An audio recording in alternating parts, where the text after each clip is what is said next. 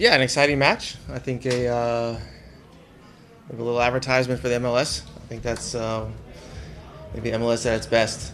Um, is how I'll put it. Lots of goals, exciting football, emotions, passion. Two teams giving everything they have. So yeah, it was for coaches maybe not so great. I believe Greg would feel the same.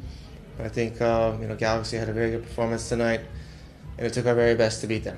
But I thought our performance and our aggression and ideas in the second half gave us an edge, along with our fans, and that was the difference tonight. First off, can you talk about Denis and what he did for you tonight? Denis did what he has shown from day one here in LA, but he finished plays, and he's a threat. 1v1, he's a threat on set pieces, he's a threat in combination play, although he didn't show it a whole lot tonight. But that is also a piece of his game that is quite good. And he's physically and mentally a monster. I personally, as a right back, would not like to play against him. And I probably would not have looked very good against him either. So I'm glad those days are behind me. But I'm extremely excited and proud to be his coach and of LAFC tonight.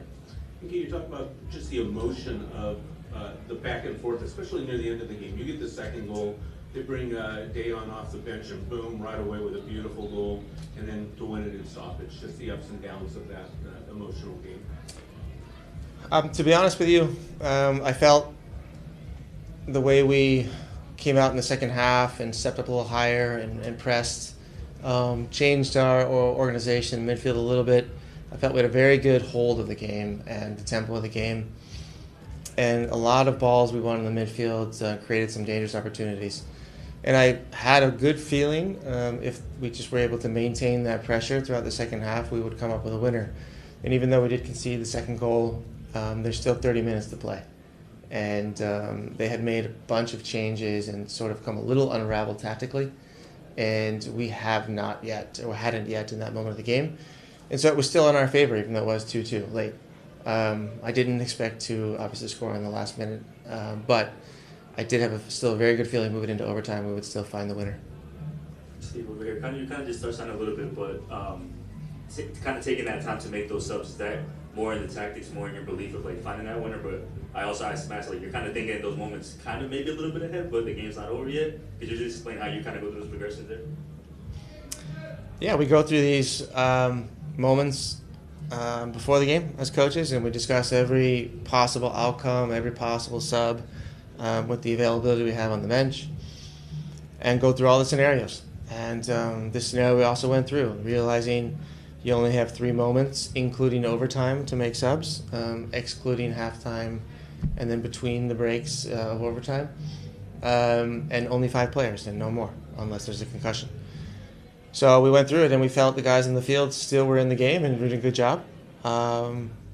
And we gave them their moment. And I think it was the right move to wait and to trust the players we have in the field. And a little contrary to how we've done things over the course of the season.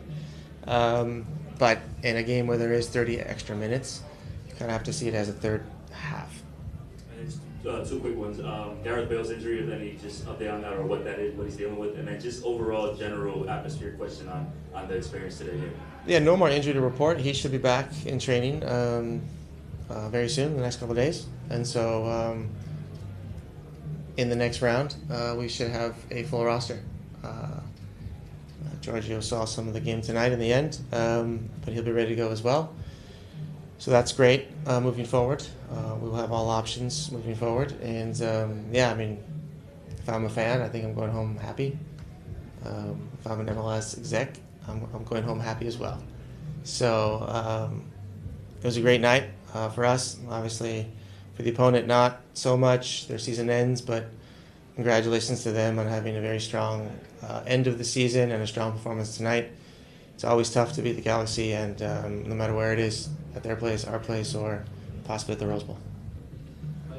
Steve, you said this was an advertisement for MLS. Is it also an advertisement for making sure you have home advantage through the postseason? With the atmosphere here, I guess, was even double what you usually have in the regular season from the 32-52. I disagree with double. 30-52 has been amazing all year long. But you had the rest of the stadium joining in too. That's what I meant. Okay, yeah, it's an advantage to play at home. Absolutely, it's an advantage we earned throughout 34-game season. Something we understand going into a new season, and that is sort of what goes along with the Supporter Shield.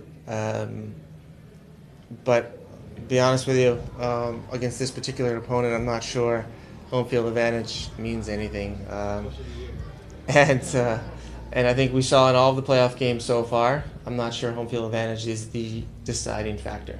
I think it's really the team who comes up with the key plays in their own boxes and in the opponent's boxes that move on in this competition. So we're happy to be at home. We love being at home. There's no better place than LA, maybe a little bit San Diego, depends on where you're from. But it's a great place to be. Our fans are absolutely incredible, and this was a fantastic gift for them tonight. Steve, congrats on the win. What was your message to the guys in the locker room after tonight's win? We celebrated after Portland. Enough celebrations. We're very focused on recovering from this match and focusing on our next opponent. We'll all be glued to our TVs. Be careful what I say here. iPads and iPhones on Sunday, moving forward, to make sure we understand what's coming our way, either Austin or Dallas. Teams we obviously know very well, but it's a different stage of the season. So recovery first. No celebrations going on. This team is hungry. This team is excited and very focused at creating a final here in LA. Steve, you said over here. Sorry. On your left. You said ideas, I guess at the half, or adjustments you might call that you made. What were those that you made in the second half that were able to pay dividends? Well, I think in the middle of the park, we weren't as tight and aggressive as we wanted to be, and didn't win enough balls as we wanted to, and just switching with 2 6s and 1 clear 10 seemed to solve the issues over having the first half. And that was enabled the rest of us, the forwards, to be a little more engaged, be closer to the back four of Galaxy, and our back line to step a little bit and to not concede too much concession and passes in the middle of the park in those half channels as well. So that small adjustment enabled us to step forward, and I think was very key in winning this game. All right, last question. Carlos went off after the medical team had gone out there. Just his situation. He's fine, just cramping. With cramps, you can take guys out as soon as they come, or you can wait a little longer. Surely we could have waited a little longer. Just one of those just moments you decide as a coach, and it went well. And Carlos will be ready to go Sunday for training, and he's very excited about training Sunday.